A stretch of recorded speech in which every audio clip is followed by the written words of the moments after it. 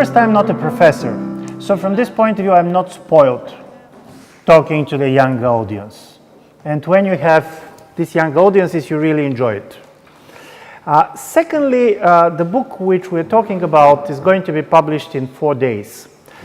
And I really want to use this opportunity in order to present some of the argument, much more to try to provoke you, because you have an experience which is interesting for me. Because many people who write about the protests are fascinated. They fall in love with the people on the street.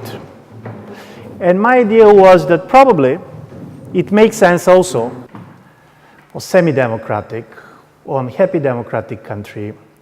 On election day, it was a big rain, and almost till 4 o'clock, nobody went to vote to the ballot boxes. And then people, one by one, started going voting. Everything looked like normal. The opposition expected to win. The government expected to survive. But when they started basically seeing the results, they were surprised that 70% of the people voted with a blank votes. It was these white papers which you were putting there. And everybody was shocked. Because if people don't care, why they want to vote in the rain, first? Secondly, if they really don't like the government, why they didn't vote for the opposition? And if they don't like both the government and the opposition, why they didn't go on the street? What's happening? And secondly, how it came up that 70% of the people voted this way? So the government immediately started investigation to try to see how this conspiracy was organized. And here came the second surprise. Nevertheless, that there was informers, nevertheless, that there was interrogation, it appeared that there is no traces of organization. It looks like a miracle. It looks that 70% of the population at one and the same moment came with the same idea. The government didn't know what to do, so basically they asked for the elections to be repeated, and then 83% of the people voted with the blank ballots. I'm saying this because this type of a protests, of a blank ballots, this type of a metaphor for something that is happening, people who do not have organization, do not elect a leader, and do not have a very concrete demands in something that we can see in different parts of the world. For the last 5 years, in the period which basically, in my view, started with Occupy Wall Street and ends with Occupy Crimea, for these 5 years, there was a mass political movement in 70 countries of the world. And what is strange, these are very different countries. Okay. There are some authoritarian countries like Russia, where there was a movement, there was Egypt, there was the Arab Spring countries, but also you can see a lot of protests taking place in democracies. In Europe, of course, this was the Indignados in Spain, but you have, in my own country, Bulgaria, you have Romania, it's almost everywhere. And even economically, you expect that it's going to be only in a very much economically depressed places like Greece or Portugal that have been very much hit by the economic crisis. And then, strangely enough, you end up with protests in places like Turkey that have been growing very fast for the last 5 or 6 years, or even places like Brazil, where even the social inequality was going down. So the problem is, why everywhere? Is this like a strange type of epidemics? Is it like a flu? And if it is a flu, what is behind this? So this was some of the questions that I was very much interested in. And for me, what was also very interesting about these protests, and of course they're different from country to country, but the most common thing which makes them very different from a previous type of a protest that we know is that in many of these places they have not been organized neither by major political parties nor by trade unions. People not simply came on their own, but people were highly mistrustful to the established political parties and to the trade unions. This was a movement of mistrust.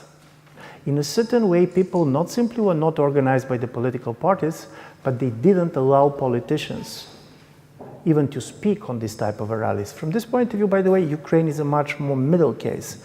But let's give you the case of my own country, Bulgaria, where for 300 days, people have been marching on the street, and they didn't allow a single political speech. Yeah, sorry. You were so nice, I had the feeling that you were hearing. So basically, for 300 days, people were marching on the street, and there was not a single political speech being given. They didn't allow anybody to speak on behalf of them. So there was a participation without representation, which I find absolutely fascinating. And you can see this in other places too. In the case of Russia, if you remember, during the protests, through the internet, they have been electing who is going to have the right to speak on the rally. And this is new. The second what is new was a very clear lack of ideological profile of the protests. Listen, years ago, 19th century, the beginning of the 20th century, when you have a revolution, you always know whose revolution it is. People didn't go to sleep before knowing, is it a communist revolution or fascist revolution or Islamic revolution like in Iran in 1979?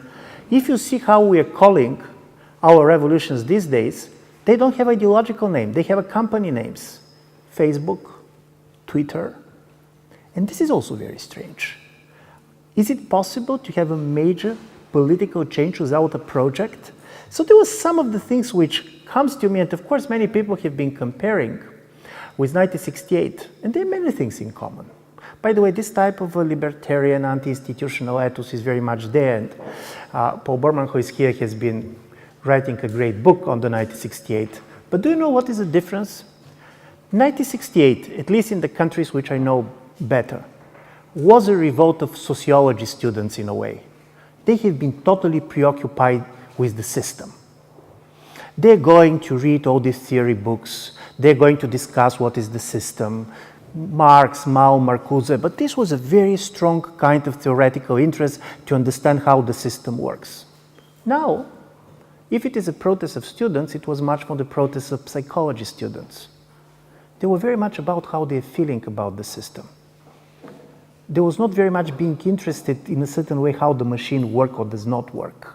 And I find this quite interesting because one of the most important sources of legitimacy of these movements in the words of the people that have been participating was spontaneity. We are spontaneous. We came here on our own. Nobody brought us.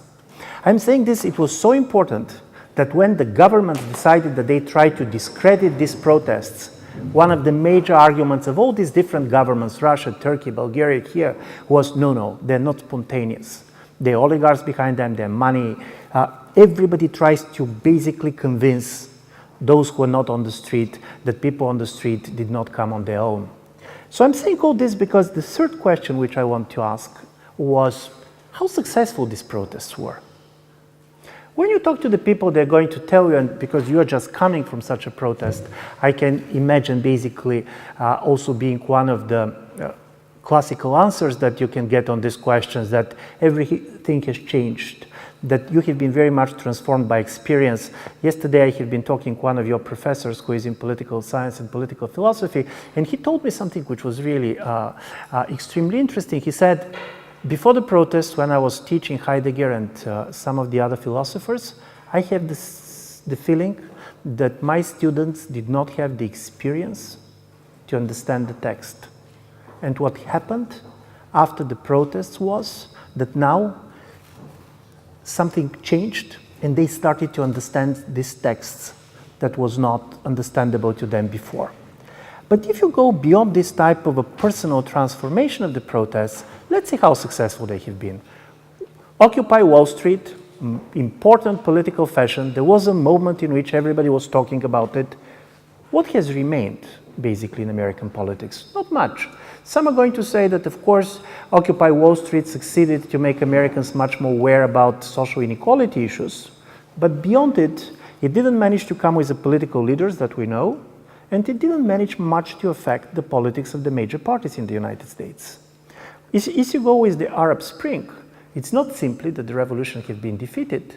In Egypt, some of the liberals that have been on the street against the army, at the end of the day basically ended up celebrating the coup of this same army against the Islamists. If you go to Russia, basically what started as Occupy Abai ended as Occupy Crimea. I had the possibility to quote this yesterday, but according to the latest political polling data, support for Mr. Putin now is higher in the places which have been protesting against him 2 years ago. he had now incredibly high support in places like Moscow and St. Petersburg, where the protest was strongest. And I'm saying, oh, and Turkey. Listen, Turkey, people have been on the street. This was an incredibly powerful performance. There was this guy who for 8 hours stayed on the street, just standing there, not talking anything, not moving, sending the message, I'm here and I'm going to be here anytime when I want to defend my interests. But then we had the elections, and on these elections, Mr. Erdogan, he had been powerfully re-elected.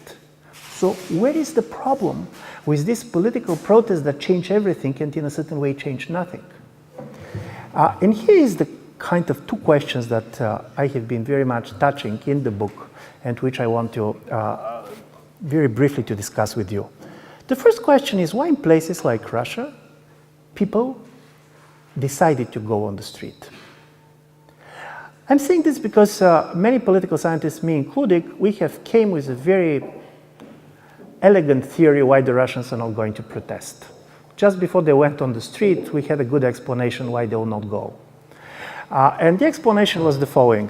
Mr. Putin has created a system which was very non-ideological in the way it was presented to the public. So first, the protesters didn't have a language on which to attack the power because the power was claiming nothing. You're telling you're corrupt, and they said, yes, we are corrupt. So you have a power which was basically has only one message to the people, and the message is, we are in power. And nothing has changed. The major ideology of the Putin's regime was, there is no alternative. You can like it or dislike it, but we're like nature. And secondly, you have these open borders. So people who don't like the Russian regime, they should make a choice. To hope to change Russia, knowing how difficult it is, how difficult it is to make, for example, Russia like Germany, or simply to go to Germany. And as you can imagine, most of the people did, which was easier.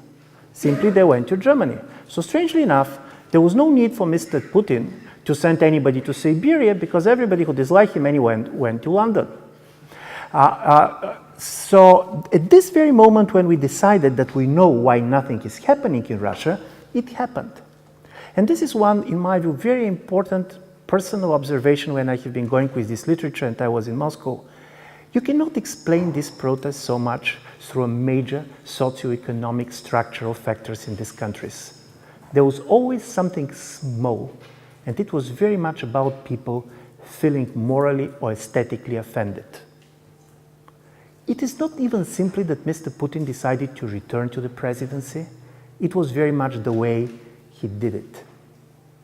Listen, he even didn't make an effort to convince people that it matters how they feel about it. He went to Medvedev and said, listen, we had a talk with President Medvedev yesterday night. It was an interesting conversation, and we decided I'm going to be back in the presidency and he's going to be prime minister. Not that Russians expected Putin not to go back, but this aesthetic element, this offense, this is, in my view, very important for the middle-class protest because even when middle classes know that effectively they don't matter much in politics, they don't want brutally to be reminded of this. And all the Russian political system was based on fraudulent elections which are not protested. Because people knew that if the elections were free and fair, Mr. Putin most probably are going to be elected anyway.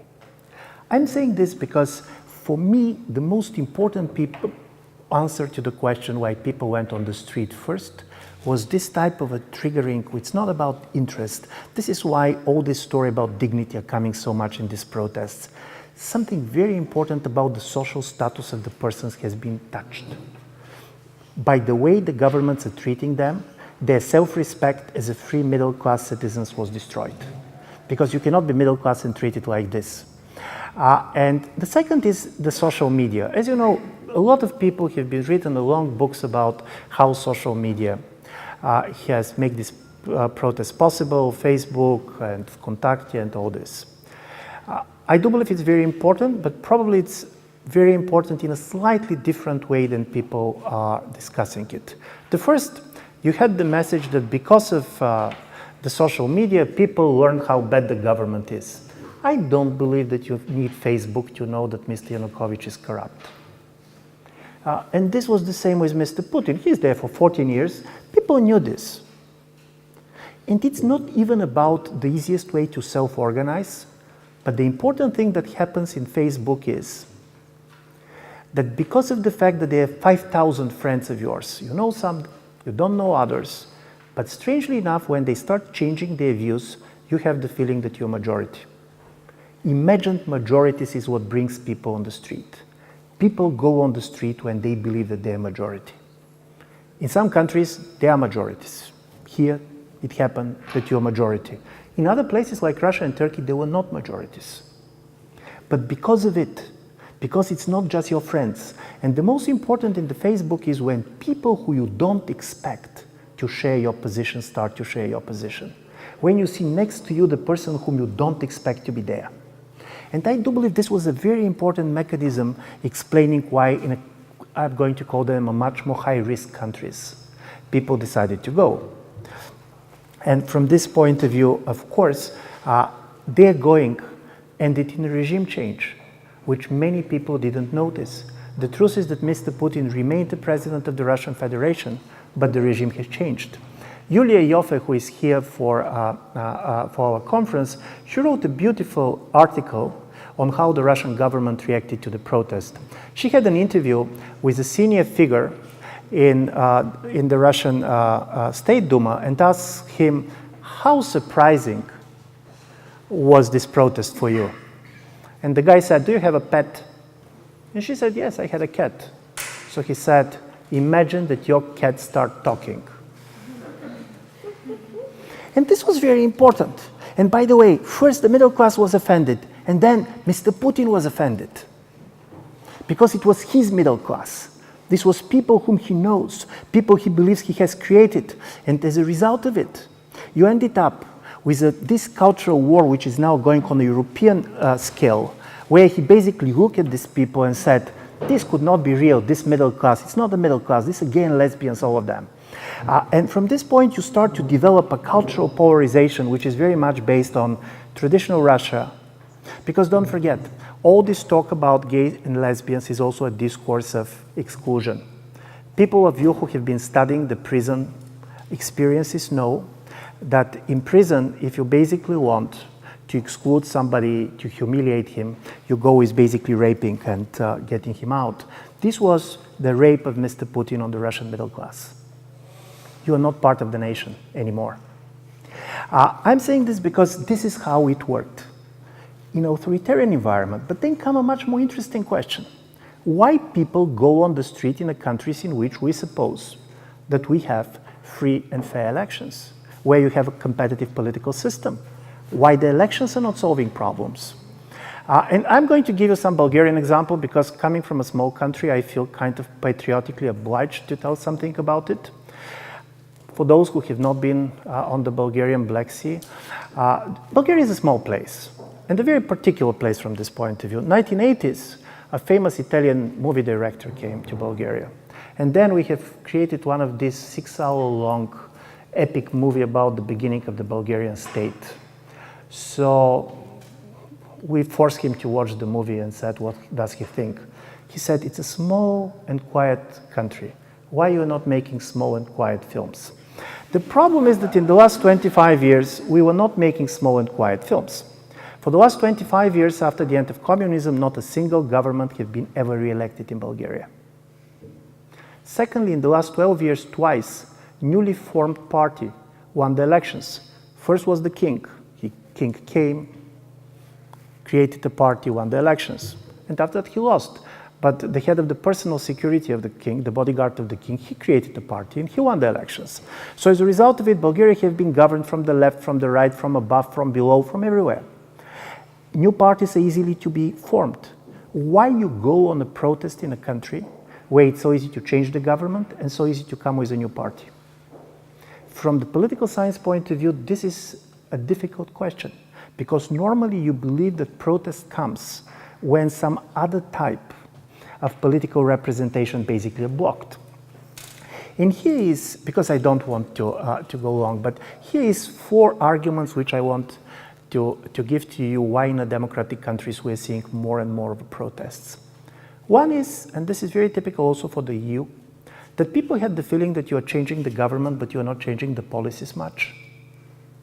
Because the governments all the time are claiming, it's not us. When it comes to economic policy, for example, in the European Union, now we are constitutionalizing the budget deficits and other important policies. So the government is saying, listen, we want something different, but there is no alternative. So from this point of view, the difference is that if in Russia there is no political alternative, in the EU the message is that there is no policy alternative.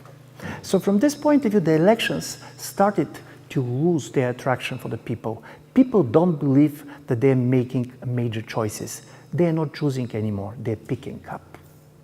And from this point of view, when the elections started to lose this type of power of them, several things starts to happen. First, those social groups that you expect to be most interested in voting, I mean poor, unemployed, uneducated, through which basically the political system should help them, this is exactly the groups who are less and less inclined to vote.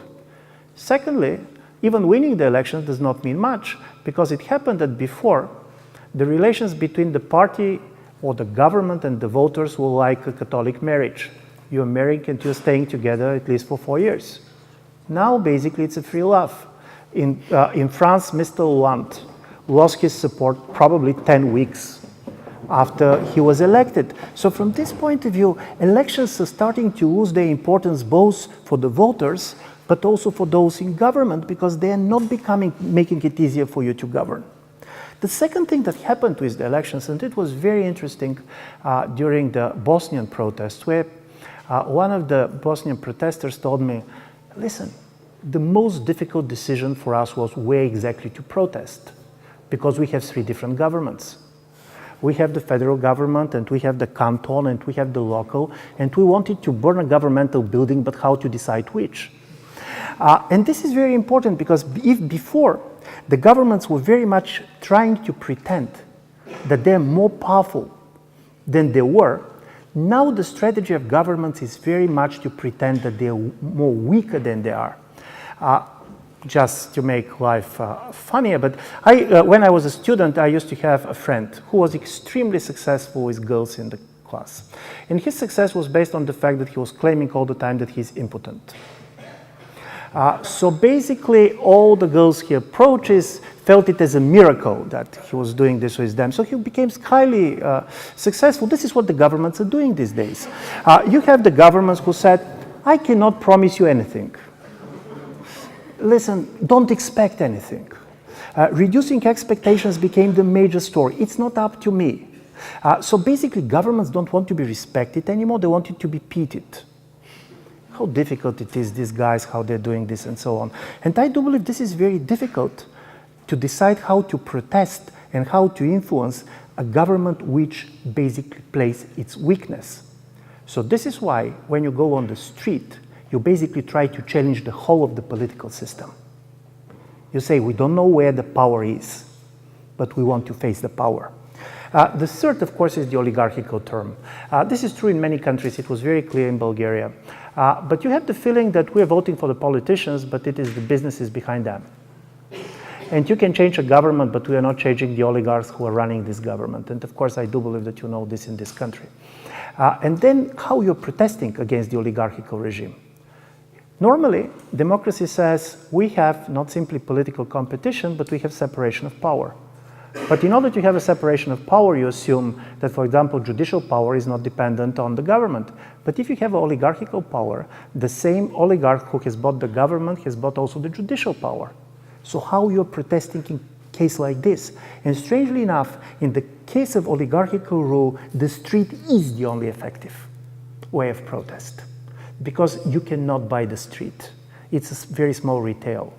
And basically, oligarchs are in a much more kind of a corporate buying. But here, and this is my last point, why this type of also very inspiring movements happen to be not effective enough?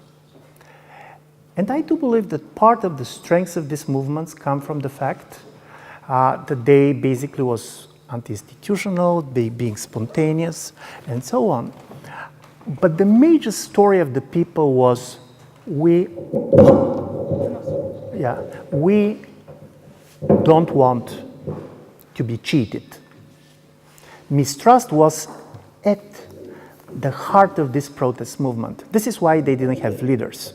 We don't want leaders, not simply because it's easier these days to communicate between ourselves, but because we have learned that leaders are always cheating us.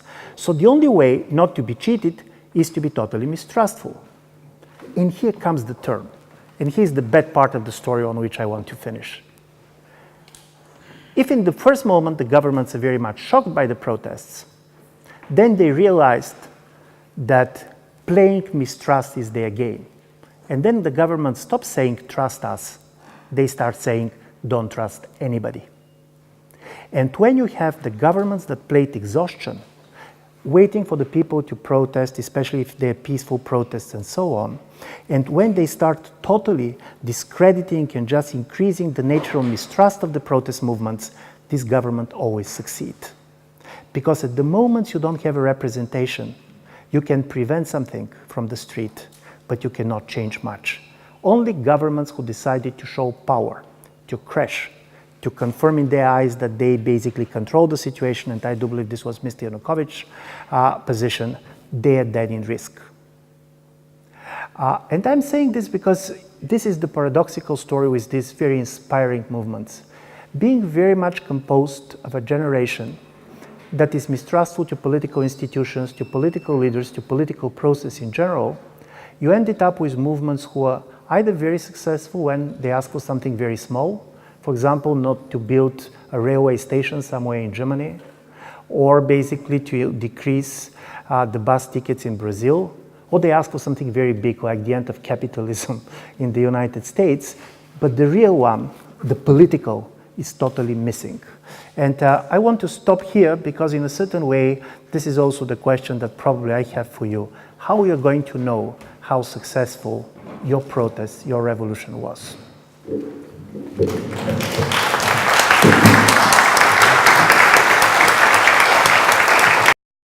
This is a major difference. And by the way, I do believe it has something to do with the generally not very much violent nature of these protests.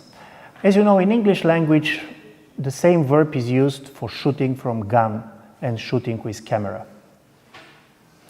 And protests very much about shooting. But people these days started much more shooting with their iPhones.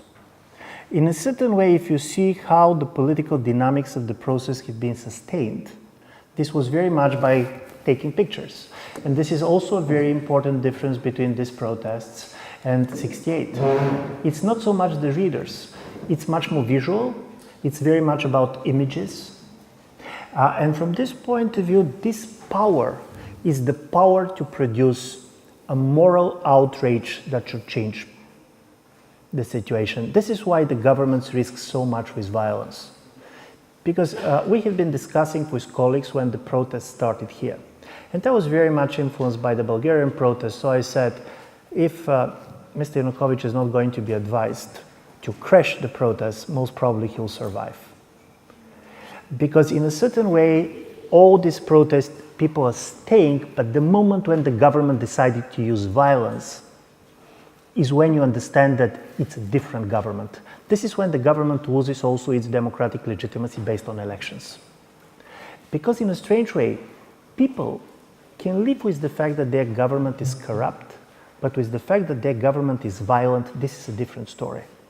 And also violence started to have a much higher cost because these images go internationally, and then the public starts to put pressure on the governments of other countries, and basically the governments of other countries start to press on your own government. This is very interesting. By the way, this has a lot to do with the changes in the international order. Don't forget, international orders normally are composed based on the idea to prevent revolution.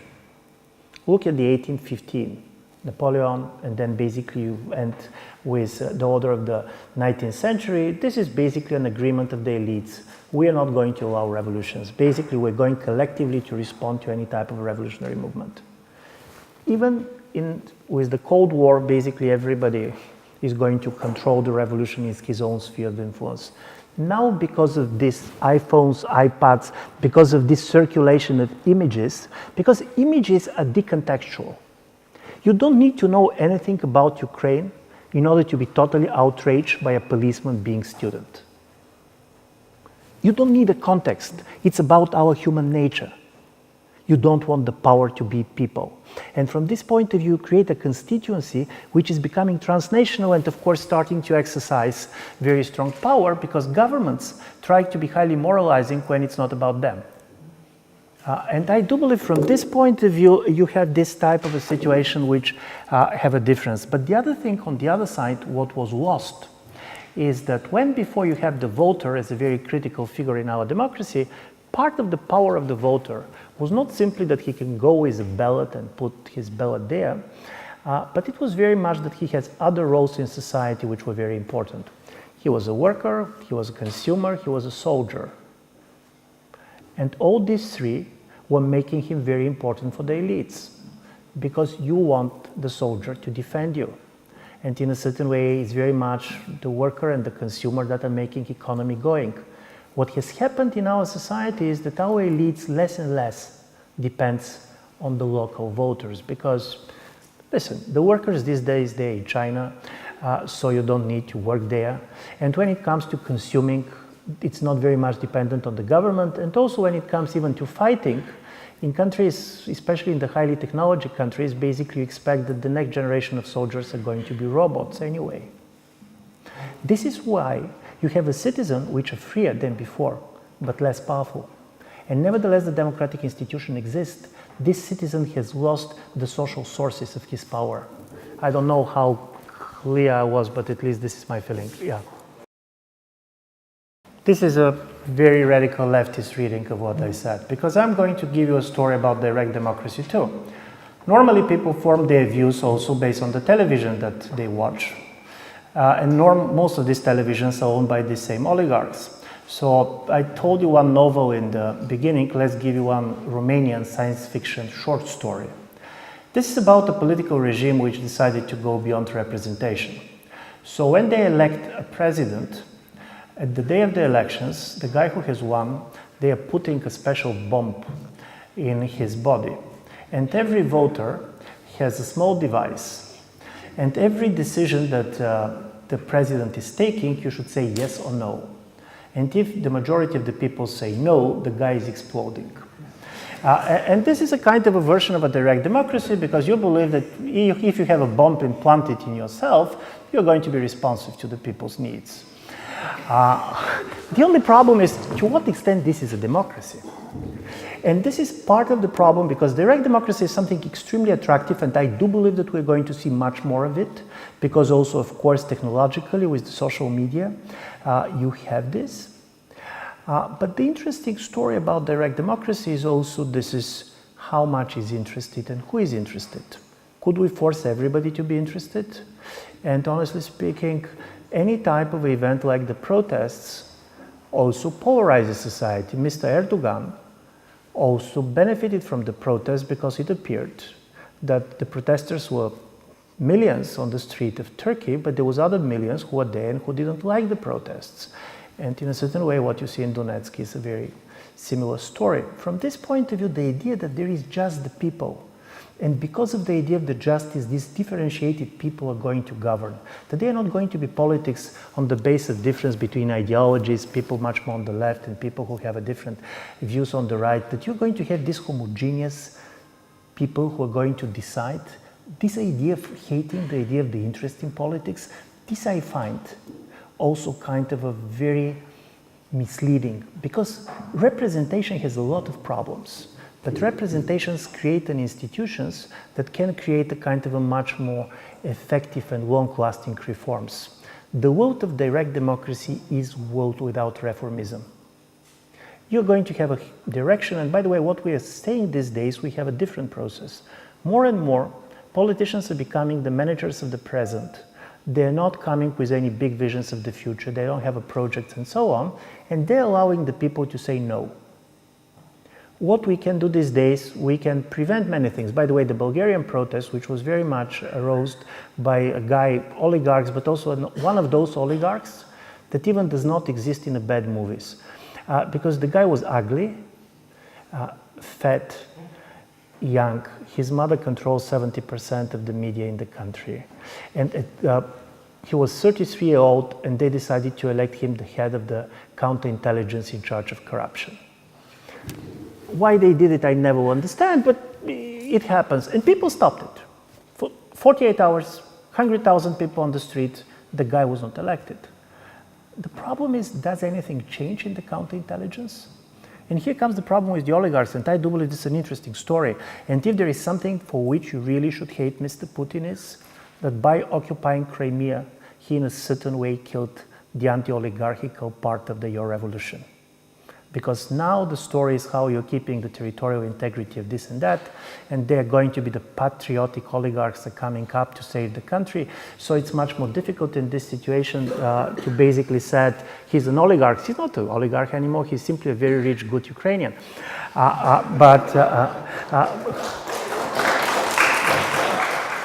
But this is part of it. And I do believe from this point of view, I don't believe that the street is totally helpless with respect to oligarchical power. In a certain way, I do believe that it is the very emergence of the streets that are telling us what has happened to some of our democracies, not everywhere. But it's a trade-offs. Interesting story. Why the oligarchs became so important? If you go, I know basically, let's give you Bulgaria. 1990, you have less influence of money on politics, not simply because there were less money, but simply because people have been much more active politically. And when people are active politically, for example, you're not paying anybody to go with your leaflets because they're activists. And also the politics was perceived as a dignified thing. And as a result of it, you go there, and some of the best people of the nation have been very much interested to enter politics. The power of the oligarchs is very closely related and correlating with a disgust for politics. If you believe that only crooks can go to politics, you ended up with politics which is populated with crooks only. If you basically there is no volunteers to go with basically the leaflets, the political party should pay for somebody to go with the leaflets. And when you should pay, you should go to the people with money. And when you go to the people with money, they have an idea how to be governed the country. I do believe that, strangely enough, it was the very much strong distaste for the politics, and especially for party politics, which helped oligarchs a lot. Honestly speaking, Ukraine always for me was an extreme case. I remember years ago, being here and tried to enter the parliament, and there was this very nice lady who was giving this the permission, and I was going to meet somebody from one of the political parties, and she was telling to her colleague, there is somebody who should meet, and it doesn't matter. She didn't say the name of the party, she said the name of the company. And the fact that you have the representation of the companies is a problem. But on the other side, this is good about protests, because nevertheless how rich you are, when you have 100,000 people on the street, you are not feeling secure anymore, because you cannot negotiate with everybody. You cannot buy everybody.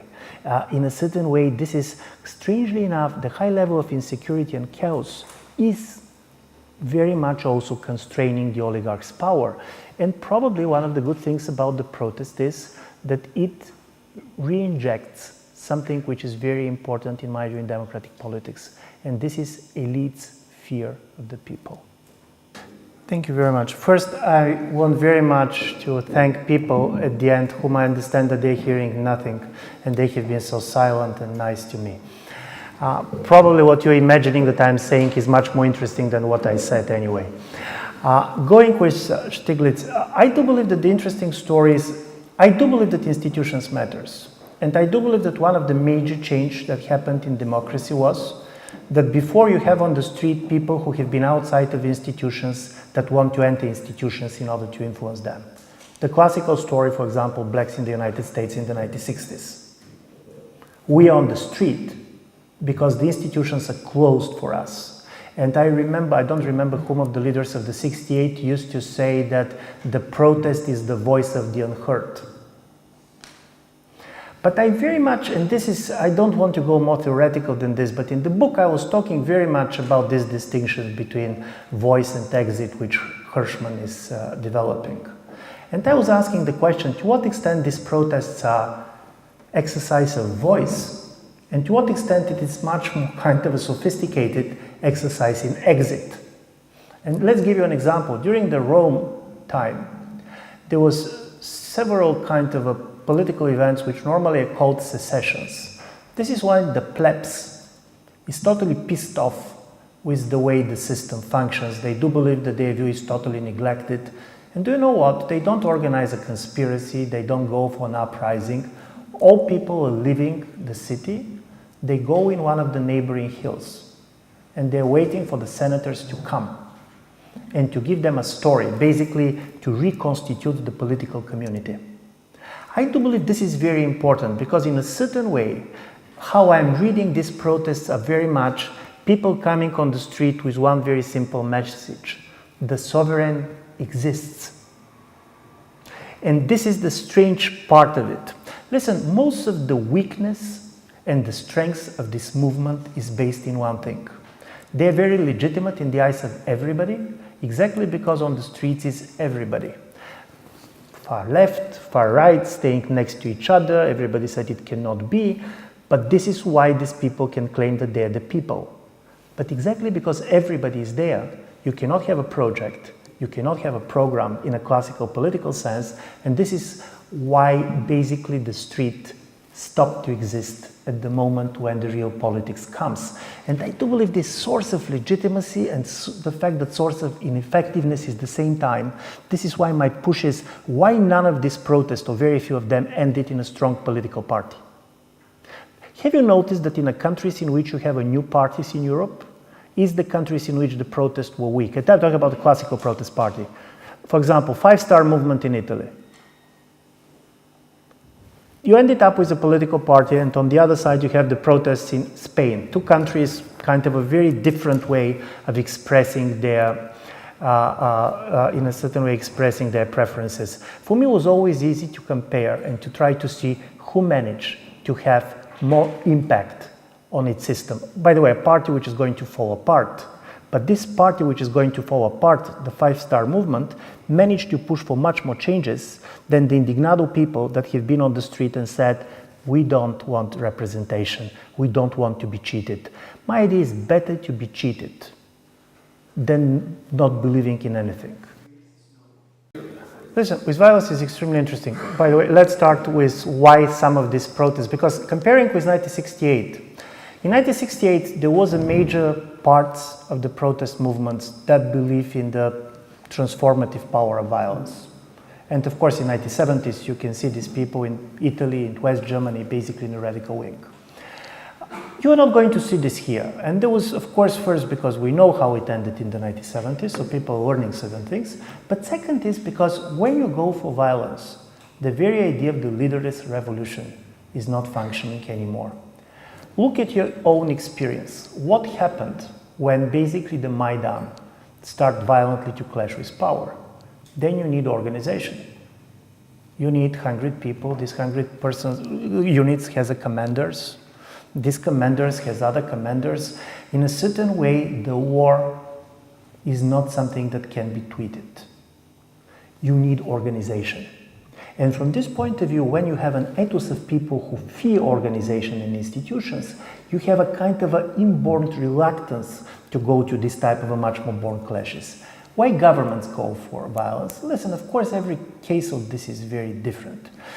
In the case of Russia, by the way, this is very interesting because Mr. Putin did not do what Mr. Yanukovych did. If all the protests in Russia, by the way, have been legal, there was a lot of violence in the countryside, but it's nothing new. He started violence after he politically crashed them, after May 6. He didn't start with any type of a major police violence before he was re-elected. It was on the basis of his new legitimacy, he started Bolotnaya Dela and all this type of a pressure. Because for him it was quite important to show that first he politically defeated his opponents and then he's going to destroy them. The problem with Mr. Yanukovych was that he cannot politically defeat his opponents because in a certain way he was weak. And this is the problem. Violence is a very bad instrument in the hands of a weak government. Because when you decide to go violent, it reveals your weakness. Because in a certain way, when governments, there was a lot of, by the way, empirical studies showing what is the effect of using violence, not using violence. The easiest groups which use violence, governments, is either governments which have a very strong ideological legitimacy, basically us versus them, or ethnic background, Assad. Because you always believe that somebody is going to be on your side. Because when you ask the police to go to the street, police should decide, is it going to do it for you? And it's never about how big the salary is. It's also basically look around and say, is people going to be on your side? How it's going to end up? If all this turns back, you start to have all these officers who are not highly interested to follow commands. And from this point of view, the very weakness of government is very much coming up in this moment. And this is why I do believe that the worst advice that somebody can give to a weak president is to try by violence to quash the protests. Thank you very much. It's a great question. And first, about experience. There is one central concept, in my view, for this protest movement, and this is the concept of friendship, in a political sense.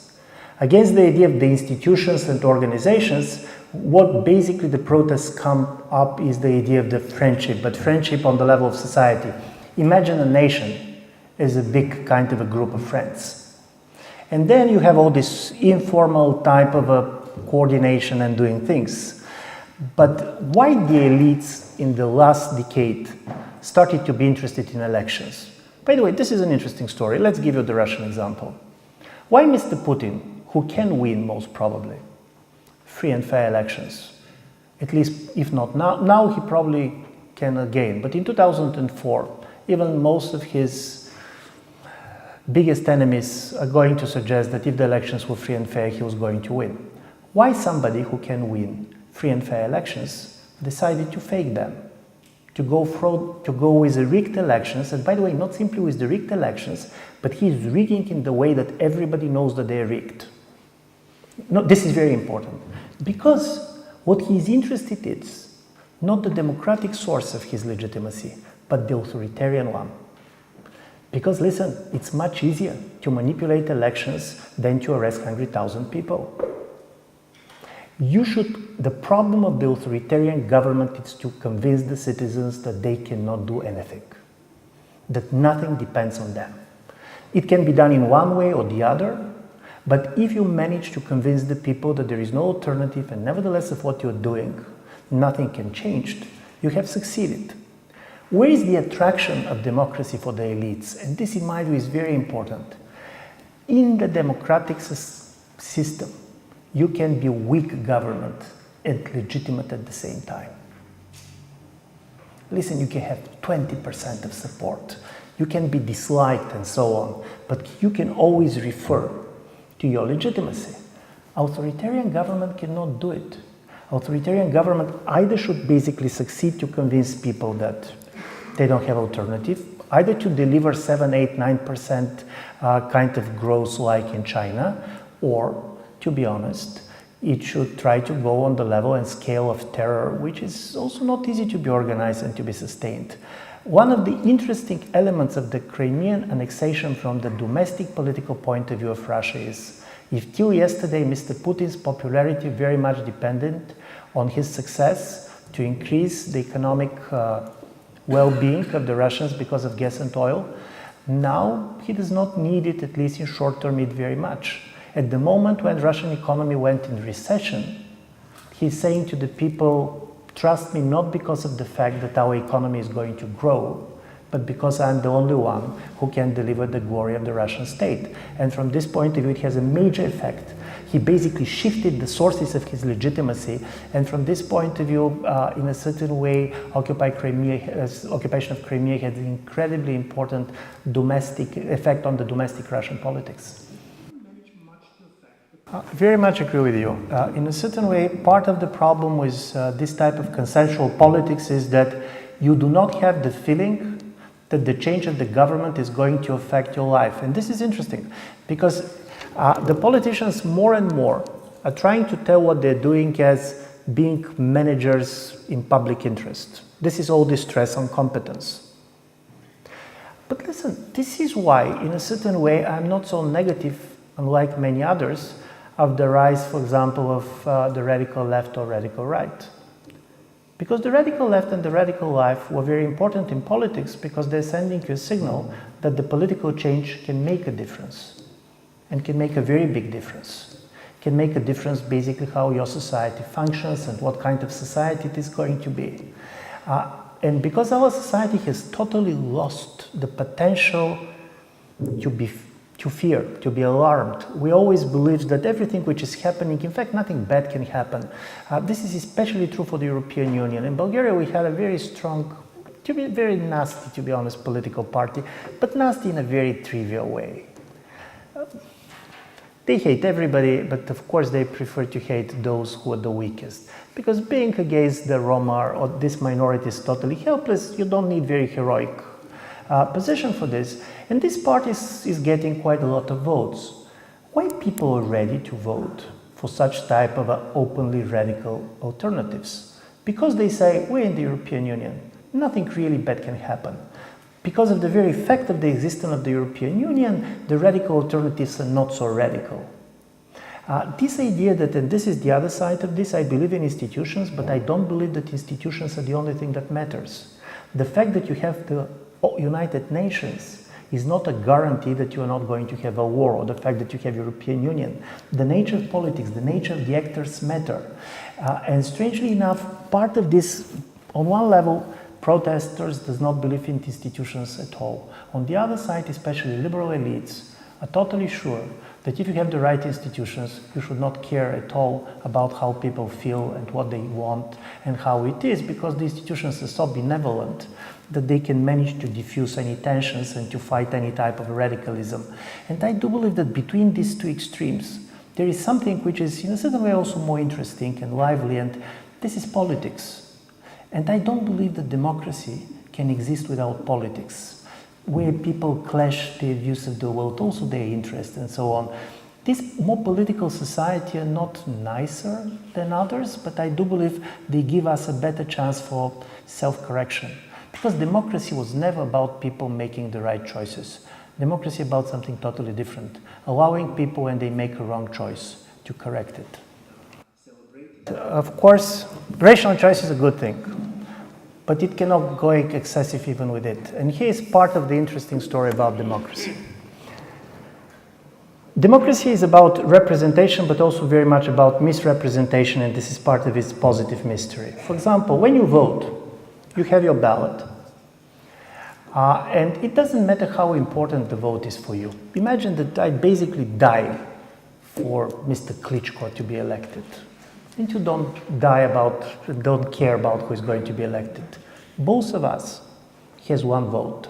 The intensity of the feeling is not represented. Because in a certain way, democracy was about pacifying. It's about getting the emotions out of politics. Protests, and this is why I was so much stressing on the emotional sides, is representation of intensity.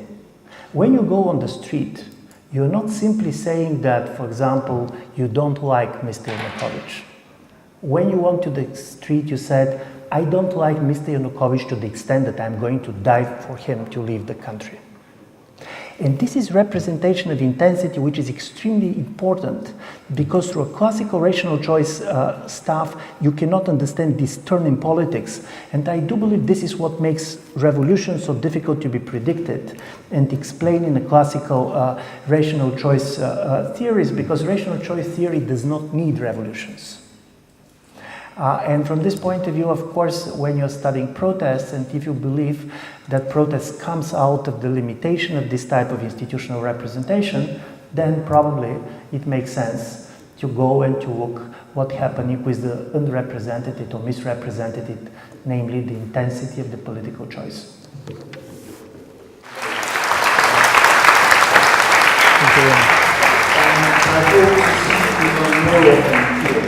Thank you very much.